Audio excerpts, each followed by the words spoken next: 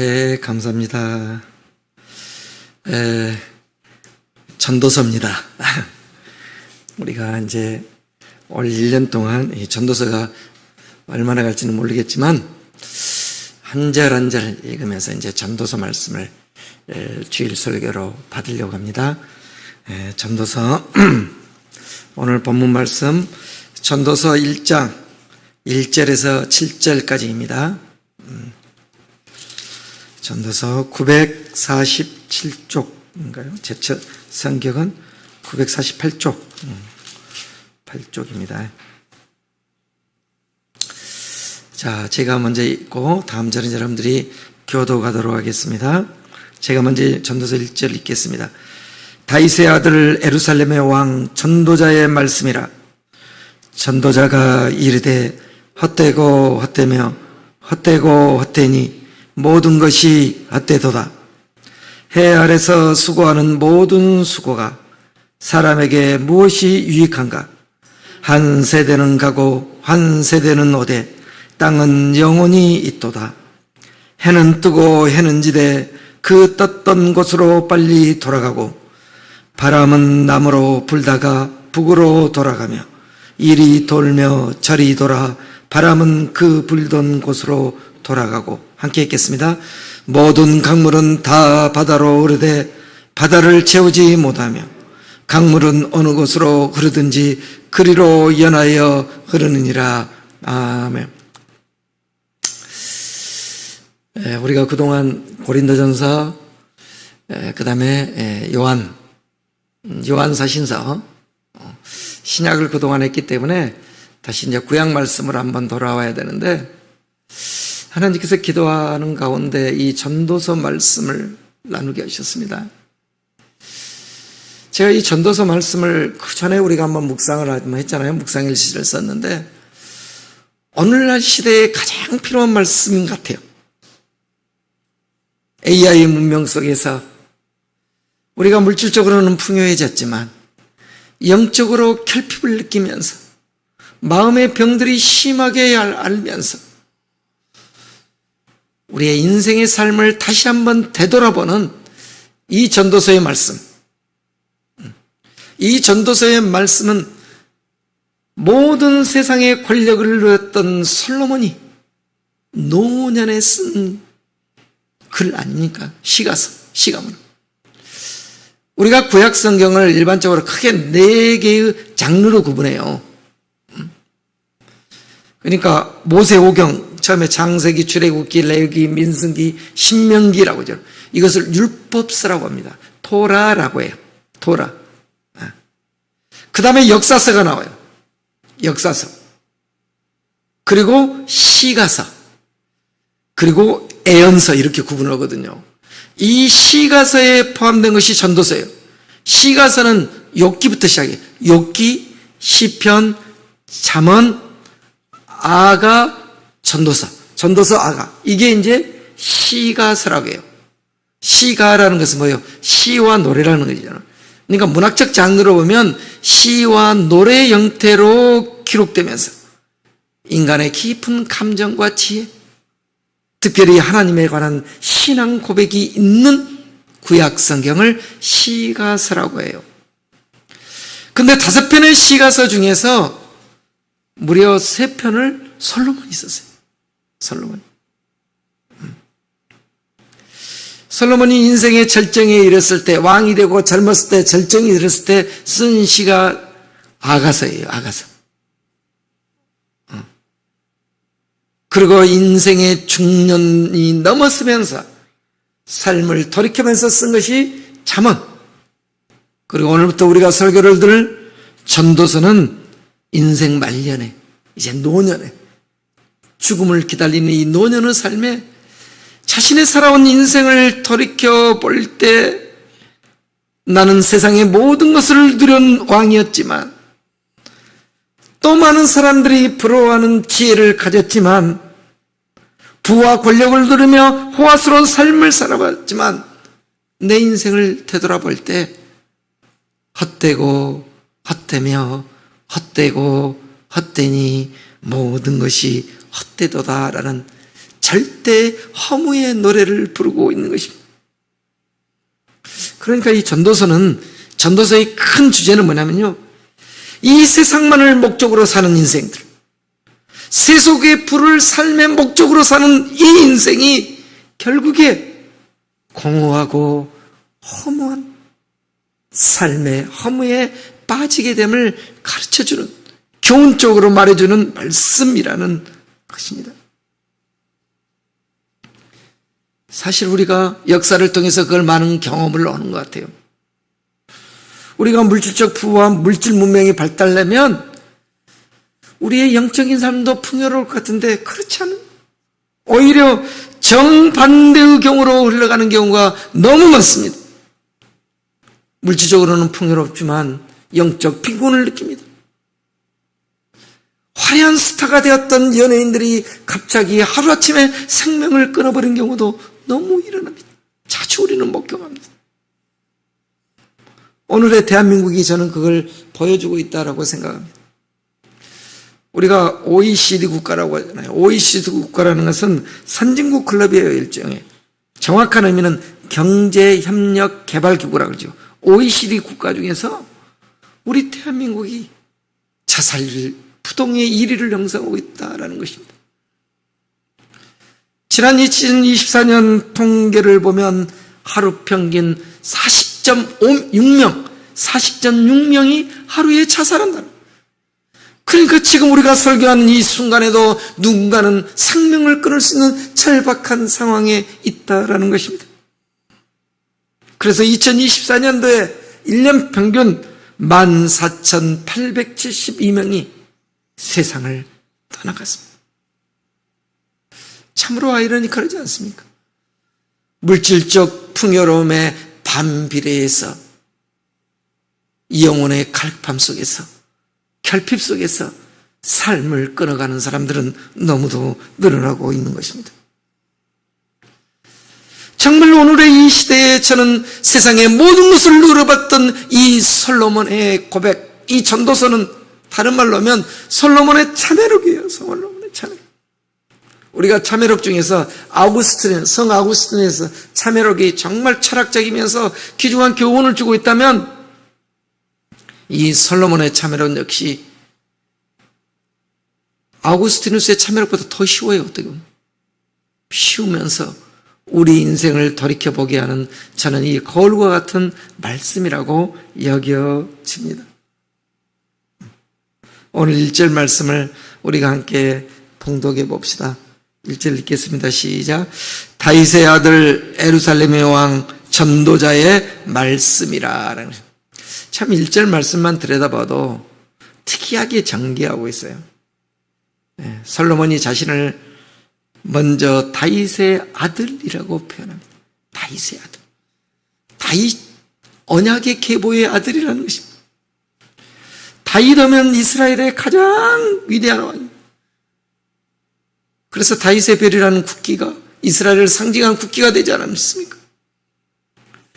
그런데 그 다윗도 치명적인 죄를 지었습니다. 넘지 말아야 할 산을 넘었습니다. 그런데도 하나님은 다윗을 버리지 않았어요. 왜 버리지 않았습니까? 우리 인생들은 누구나 실수할 수 있고 죄를 범할 수 있습니다. 그 다음이 중요하죠. 나단 선지자가 다윗에게 범죄한 밧세바를 범하고 그의 충신 우리아를 죽였던 그 죄를 범한 다윗을 향해서 죄를 지적하자 눈물로 침상을 적시며 회개하지 않았습니까? 내가 여호와께 죄를 범하였노라 라고 통회했습니다. 하나님은 다윗의 그 마음을 보신 것 같아요.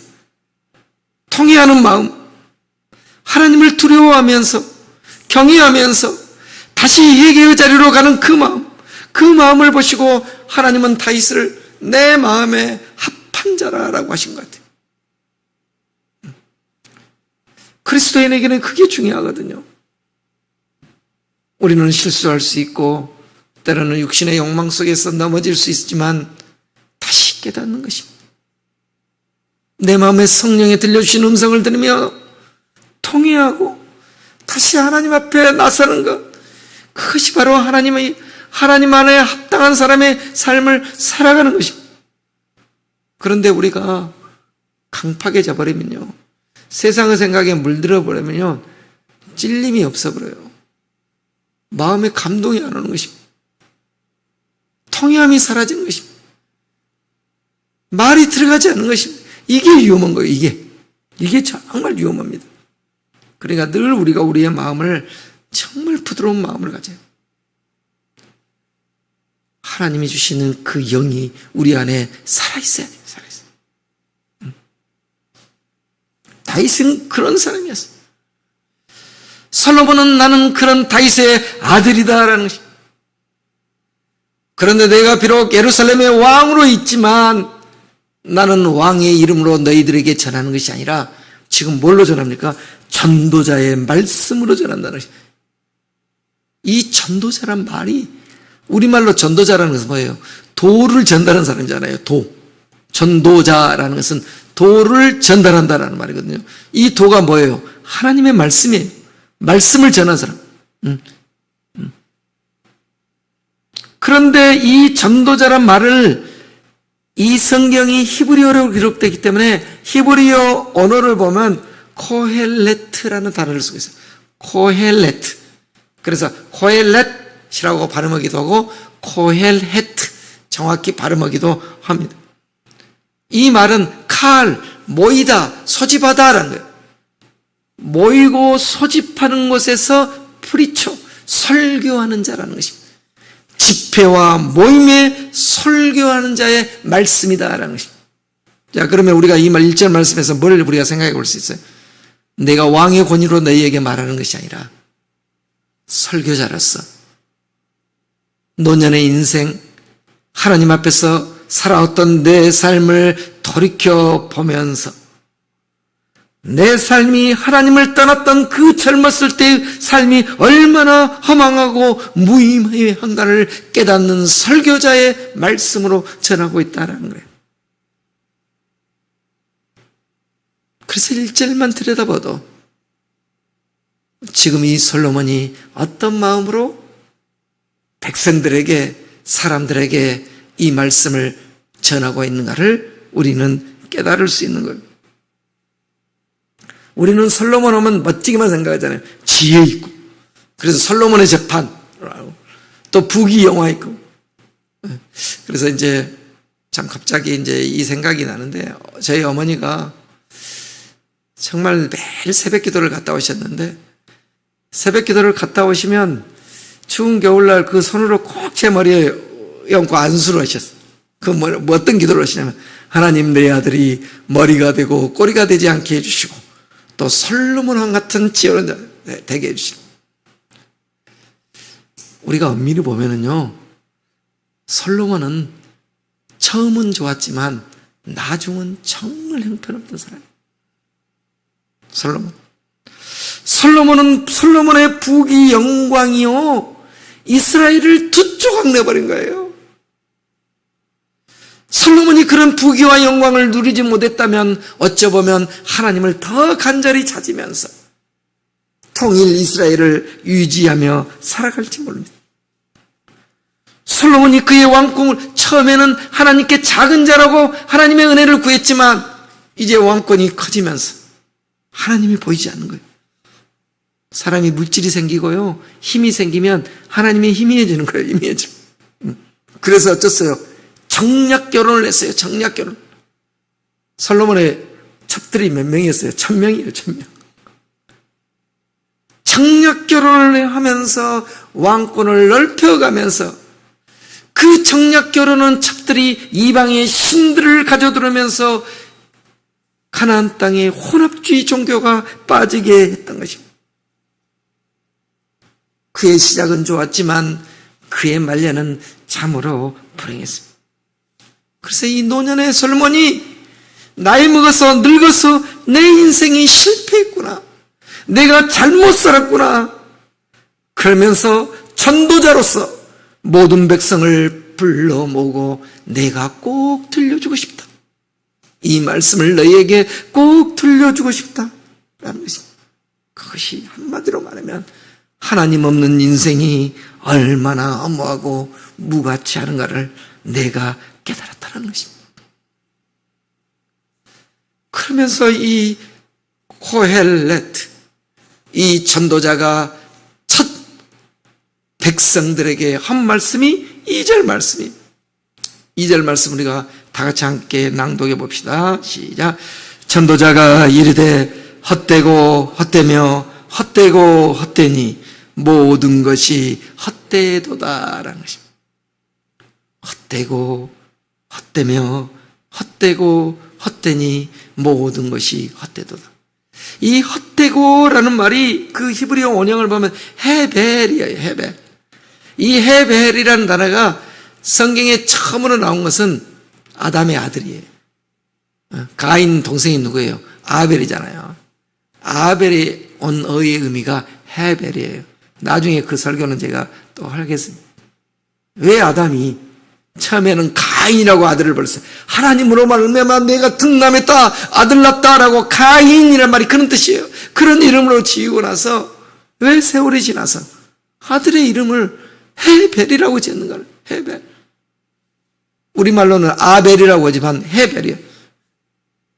이 헤벨이라는 뜻은 수증기 있잖아요. 증기. 안개처럼 있다가 사라지는 것. 한웃음. 영어로 말하면 vanity. 소위 말해서 헛됨이라는 뜻이 헛됨.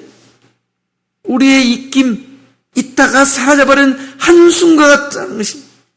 그게 바로 헤벨이에요. 이 헤벨이 전도서에는 무려 36번이나 나와요. 36번. 근데 오늘 2절 말씀, 첫 전도자가 하는 말씀에는 무려 5번이 나오고 있는 것입니다. 5번이나 반복하는 것은 뭐겠습니까? 결론이 모든 것은 헛되도다라는 것. 절대의 허물을 나타내요. 절대의 허물. 그가 누려왔던 그 모든 인생이 허무하다는 것입니다. 사실 솔로몬이 이룬 업적도 많이 있어요. 작은 이스라엘이 근동 지역의 최강국이 될 수 있었습니다. 그런데 돌이켜보니까, 인생을 돌이킨 이 노년의 죽음 앞에 서서 보니까 그 모든 것이 헛되도다라고 참회의 고백을 하고 있는 것입니다. 그러면서 구체적으로 3절에 이렇게 이야기하죠. 3절 말씀 우리가 함께 봉독해 봅시다. 시작. 해 아래서 수고하는 모든 수고가 사람에게 무엇이 유익한가? 여기서 해 아래라는 말은 뭐냐면 하나님이 없는 세상을 말해요. 하나님이 없는 인생. 히브리 사람들은 삼층천의 개념이 가지고 있죠. 하나님은 해 위에 있는 분이시죠. 모든 것을 관장하십니다. 하나님의 은혜 없이, 하나님 없이 내 뜻대로 살아왔던, 내 의지와 능력대로 살아왔던 모든 것들이 다 수고였다는 것입니다. 유익하지 못했다는 것입니다. 우리 인생의 궁극적인 가치가 하나님께 있다는 것입니다. 왜 그럴까요? 우리가 하나님의 피조물이기 때문에. 피조물이기 때문에. 존재 가치가 그거죠.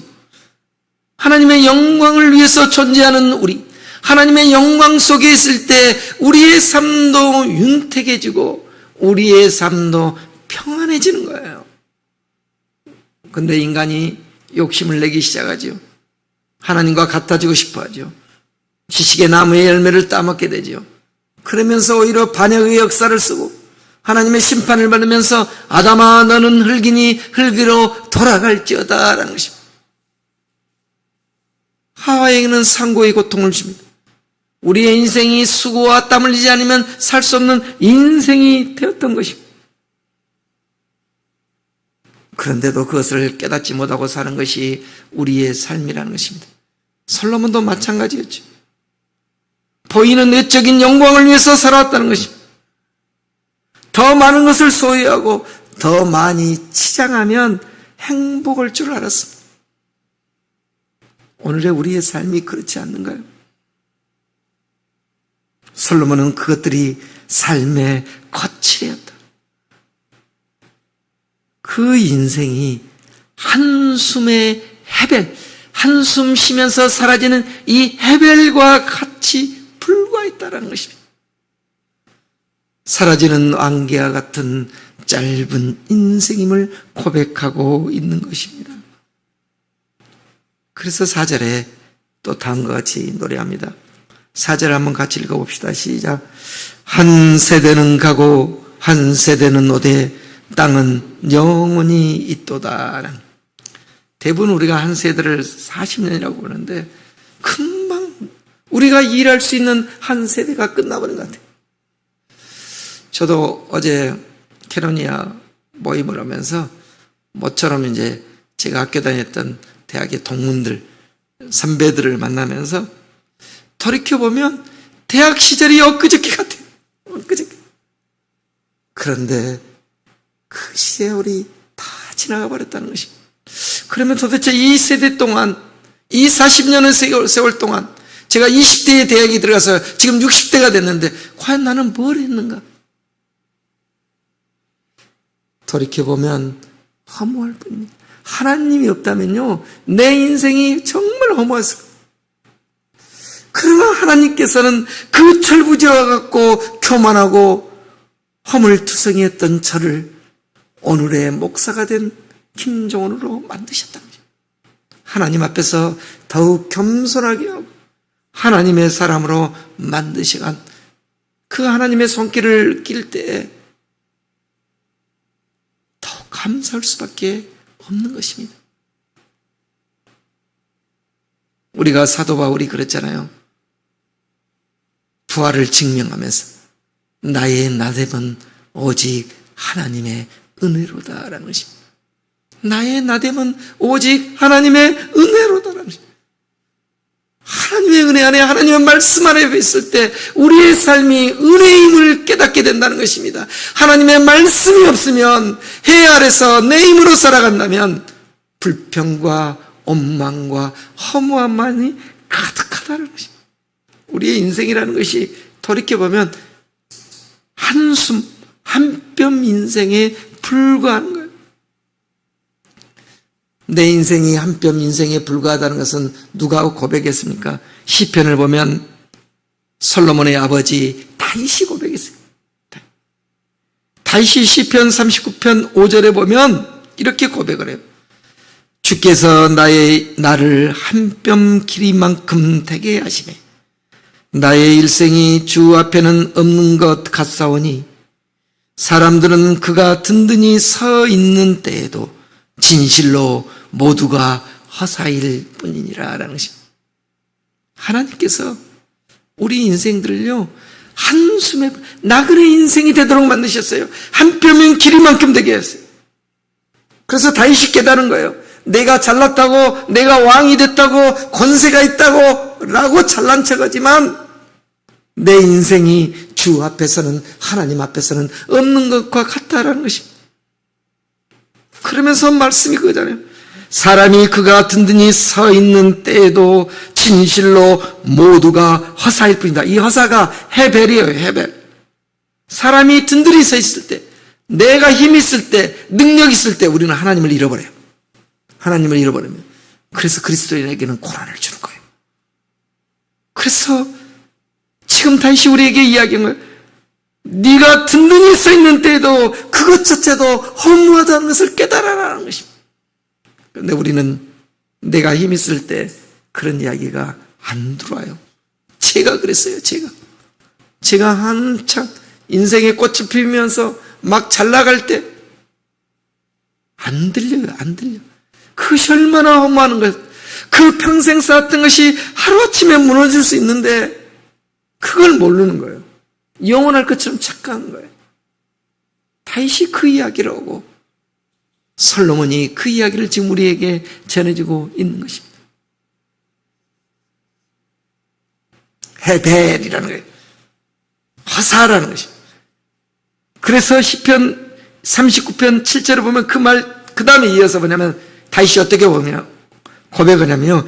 주여 이제 내가 무엇을 바라리요? 주여 내가 이제 무엇을 바라리요? 나의 소망은 주께 있나이다 라고 고백하는 거예요. 맞습니다. 하나님. 내 소망은 오직 하나님께 있습니다 라고 고백하는 거예요.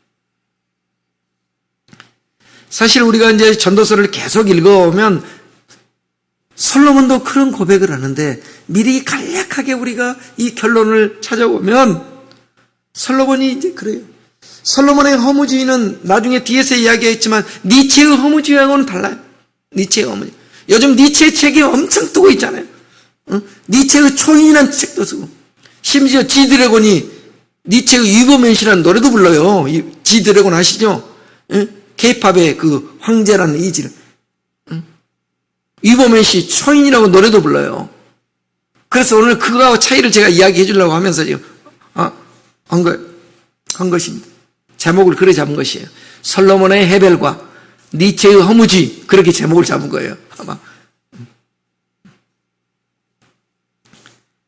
그 다음 페이지 보면 2절에 보면 솔로몬이 그렇다면 우리가 이 허물을 어떻게 극복해야 될 것이냐. 첫 번째로 솔로몬이 이야기한 것이 뭐냐면 일상의 평범한 삶들. 우리 일상의 삶을 하나님의 선물로서 깨닫고 사는 거예요. 하나님의 선물로서. 내 일상이, 평범하게 느껴졌던 내 일상이 하나님의 손에서 나온 것임을 깨달아라는 그 말씀이 이제 2장 24절에 나와요. 2장 24절을 미리 우리가 읽어보면 이렇게 됩니다. 2장 24절 한 장만 넘겨보세요. 2장 24절에 보면 이렇게 나와요. 사람이 먹고 마시며 수고하는 것보다 그의 마음을 더 기쁘게 하는 것이 없나니. 자, 없나니라고 했다는 거예요. 먹고 마시고 이 수고하는 것이 즐겁다라는 것이죠. 이것보다 더. 내가 이것도 본즉 하나님의 손에서 나오는 것이로다라는 것입니다. 자, 이것 먹고 마시는 것, 이 모든 것, 이것도 하나님께 주신 것이라는 것입니다. 하나님께. 그래서 이것을 사도 바울이 어떻게 말합니까? 먹든지 마시든지 무엇이든지 하나님의 영광을 위해서 하라는 것입니다. 오늘 내가 먹는 음식, 마시는 음료수, 모든 것 하나님께서 주신 일상의 작은 것이라고 여겨졌던 이 모든 것이 하나님의 손에서 얻어지는 것이다 라는 일상의 소소함에 만족을 살아가는 것이다. 그리고 이제 두 번째로 이제 전도서의 결론 분야부터 이제 시작된 핵심 내용이 뭐냐면요, 너의 창조주를 기억하라는 것이. 너의 공고한 날이 이르기 전에, 너희들 공고한 날이 이르기 전에 창조주 하나님을 기억하라는 것이. 특별히 청년의 때 힘 있다고 생각할 때 창조주 하나님이 기억해야 한다는 것입니다. 그러면서 이제 전도서의 결론이죠. 전도서가 총 12장까지 있는데 전도서의 맨 마지막 결론 마지막 절 앞에 이렇게 이야기해요. 한번 우리 화면에 띄워보실랍니까? 한번 같이 한번 읽어봅시다. 같이 읽어봅시다. 시작. 이 일의 결국은 다 들었으니 하나님을 경외하고 그의 명령들을 지킬지어다. 이것이 모든 사람의 본분이니라. 이 일의 결국, 이 일의 종말, 모든 일의 종말을 너희들 다 들었지 않느냐? 솔로몬이 계속 이야기하는 거예요. 하나님을 경외하고 그의 말씀을 따라 사는 것. 이것이 우리 인생의 본분이다라는 것입니다. 이 전도서의 결론은요, 다윗의 이야기하고 똑같아요. 다윗이 뭐랍니까? 나의 소망은 오직 주께 있습니다. 하나님께 있습니다. 라는 그 고백과, 그러니까 아버지와 아들이 이제 노년에 한 마음 한 생각이 되는 것입니다. 아름다운 믿음의 자리에 있게 된 것입니다. 저는 이것이 너무도 중요하다고 봤습니다. 우리가 나이가 먹으면 먹을수록 우리의 자녀들도 또 아내와 남편이 믿음의 자리에서 하나가 돼야 됩니다. 그것만큼 큰 복이 없습니다. 믿음의 자리에 하나가 된다는 것은 한 생각이 되는 거예요. 한 마음이 되는 거예요. 그리스도 안에서 우리의 가정이 하나님의 형상을 회복하는 가정이 되는 것입니다. 그런데도 우리는 여전히 눈에 보이는 것을 쫓아 살아갑니다. 사실 우리는 눈에 보이는 것이 전부라며 여기며 살아갈 때가 너무도 많습니다. 근데 눈에 보이는 것이 있다는 것은 상대적으로 뭐예요? 보이지 않는 것이 있다는 거예요. 보이지 않는. 그런데 보이지 않는 그 하나님의 손길을 알지 못하면요, 자연도 무의미하게 보입니다. 자연도. 오늘 솔로몬이 지금 그 이야기를 한 거예요. 지금 5절부터 7절까지 그 이야기를 하고 있습니다. 자, 5절부터 7절까지 우리가 다 같이 한번 읽어봅시다. 시작. 해는 뜨고 해는 지되 그 떴던 곳으로 빨리 돌아가고 바람은 남으로 불다가 북으로 돌아가며 이리 돌며 저리 돌아 바람은 그 불던 곳으로 돌아가고 모든 강물은 다 바다로 흐르되 바다를 채우지 못하며 강물은 어느 곳으로 흐르든지 그리로 연하여 흐르니라 라는 것입니다. 바람이 불다가 다시 돌아가고 강물이 다 바다로 흐르고 해가 뜨고 지르고 자연은 덧없는 반복처럼 허무하다라는 것을 표현하고 있는 거예요. 그런데요, 자연이 자연되는 것은요, 그 원리가 있어요. 원리가. 그 자연을 자연되게 하는 하나님의 손길이 있는 거예요. 그걸 우리는 깨우쳐야 되는 거예요. 그렇지 않으면 자연은 반복되는 거예요. 반복되는 거예요. 그 원리가 있는 거예요. 자연이란 말이 뭔 뜻이에요? 한자로 자연이란 스스로 그러하다는 거예요. 스스로 그러하다. 스스로 그러하는 자연이 자연되는 것은 원리가 있는 거예요. 근데 이것을 이미 오래전에 BC 한 8세기의 고대 철학자들부터가 그런 이야기를 해요. 그래서 모든 자연이 생성변화하고 움직이는데요, 그 움직인 변화를 질서정연하게 하는 원리가 있다라고 본 철학자가 헬라클레이토스라는 철학자인데, 이 헬라클레이토스가 로고스라는 개념으로 그걸 설명을 해요. 로고스. 자연이 생성변화하는데 그것을 규정하는 이 로고스가 있다. 이 헬라클레이토스는 어디 사람이냐면 에베소 사람이야. 에베소스. 자, 에베소의 목회자가 된 사람이 누구예요? 사도 요한이잖아요. 사도 요한이 그 당시에 사람들이 로고스 하면 천체를 관리하고 우주를 지배하는 원리로 이 로고스를 다 믿고 있었어요. 그래서 요한복음을 쓰면서 태초에 말씀이 있었느냐, 태초에 그 말씀이 로고스거든요. 태초에 로고스가 있었느니라 하면서 예수 그리스도를 설명하는 개념으로 가져온 거예요. 무슨 말인지 알겠어요? 그런 것입니다. 그 당시에 모든 사람들이 로고스를 숭배하고 있었기 때문에 그걸 가지고 태초에 로고스가 있었느니라, 그게 이제 우리 번역이 말씀으로 번역한 것이죠. 있었느니라는 거. 이 로고스 사상을 사도 바울이, 제가 어제 설명했죠. 사도 바울이 아테네에서 선교할 때 심각하게 논쟁했던, 부활에 대해서 논쟁했던 사람들을 누구라 했어? 스토아 철학자를 했어. 이 스토아 철학자들이 이 로고스 사상을 주장해요. 우주를 주장하는 입법 로고스, 그리고 인간 속에는 소우주, 소로고스가 들어있다라고 하면서 그 소로고스의 힘에 의해서 마음을 평정을 유지해야 된다. 세상의 풍파와 세상의 격변 속에서도 마음의 아파테이아를 유지해야 된다는 철학이 스토아 철학이라는 건데, 이 오늘날 이 스토아 철학이 지금 사람들에게 붐을 일으키고 있는 거예요. 번역서나 나오면서. 왜? 마음이 불안하니까, 요동하니까. 그 가운데서, 그래서 미국의 아이비리그 사립대학, 좋은 사립대학들은요, 스토아 철학을 가르쳐요. 그리고 미국의 실리콘밸리의 그 사학가들, 기업가들 엎어졌다, 일어섰다 하잖아요. 사업을 실패하다, 성공하다, 이런 사람들은 스토아 철학에 빠져있는, 마음 관리를 위해서. 그리고 명상에 빠져있고, 그런 사람.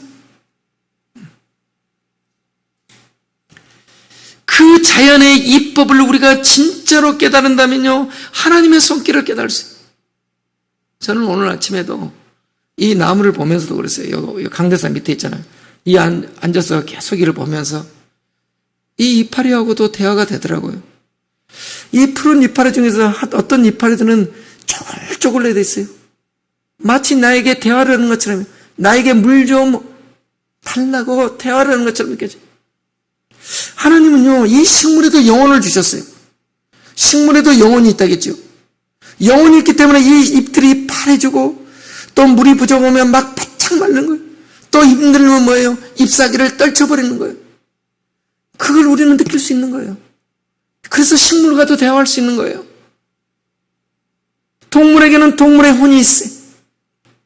밥을 주라고, 또 낑낑거리라고, 또 자기를 만져주라고 하는 거예요. 하나님께서는 그보다 더 고차원적인 인간에게는 또 영을 주신 거예요. 영을 주신 거예요. 우리가 하나님께서 그 영을 주셨기 때문에 우리는 이 자연과 대화하고 이 자연 속에서 하나님의 계시를 깨닫는 거예요. 그래서 제가 자연 묵상을 강조하잖아요. 일반 계시. 하나님께서는 우리에게 성경을 통해서 특별 계시의 말씀을 통해서 말씀하시지만 이 자연을 통해서 말씀하십니다.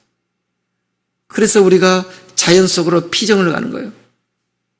자연을 산책하면서 자연을 보면서 하나님의 손길을 보시고 또 성령의 임재함을 보면서 하나님과 자연과의 대화를 통해서 하나님의 음성을 듣는 거예요. 이게 바로 자연 묵상인 거예요. 자연 묵상. 그렇기 때문에 그리스도인들은요, 자연을 보면서 허무함을 느끼지 않는 거예요. 오히려 그 자연 속에서 하나님의 임재를 느끼는 거예요.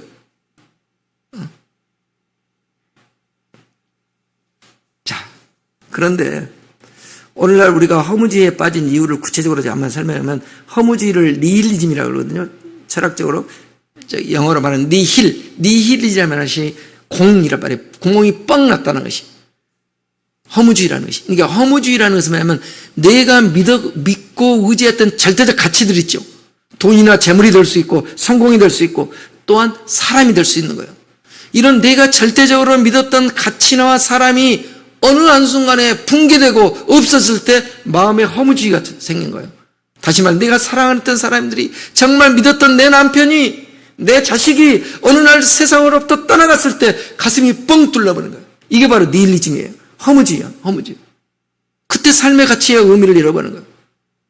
니체라는 철학자는 유럽의 허무주의가 왜 생겼다고 하냐면 유럽의 문화는 뭐예요? 서양의 문화는 기독교 문화예요. 하나님 문화예요. 신을 숭배하는 문화예요. 여러분들 유럽에 여행 가면 전부 그리스도 사상이 나오는 건축물과 음악과 모든 것이 하나님이 들어가 있는 문화예요. 그런데 뭐예요? 신은 죽었다. 더 이상 이제 신이 우리를 구원할 수 없고 우리를 절대적으로 의지할 수 있는 신뢰할 수 있는 가치가 아니다라면서 신의 죽음을 선언하는 거예요. 니체가. 유럽의 문명에 대한 반격을 시작하는 거예요. 니체라는 철학자가. 그러면서 니체가 주장하는 것은 뭡니까? 신의 죽음의 자리에 이제 신은 인간을 구원할 수 없으니까 인간이 스스로 대지의 주인이 되어서 이 허물을 극복하자 하는 것이 바로 니체가 주장한 인간을 넘어서는 인간, 초인 사상을 주장하는 거예요.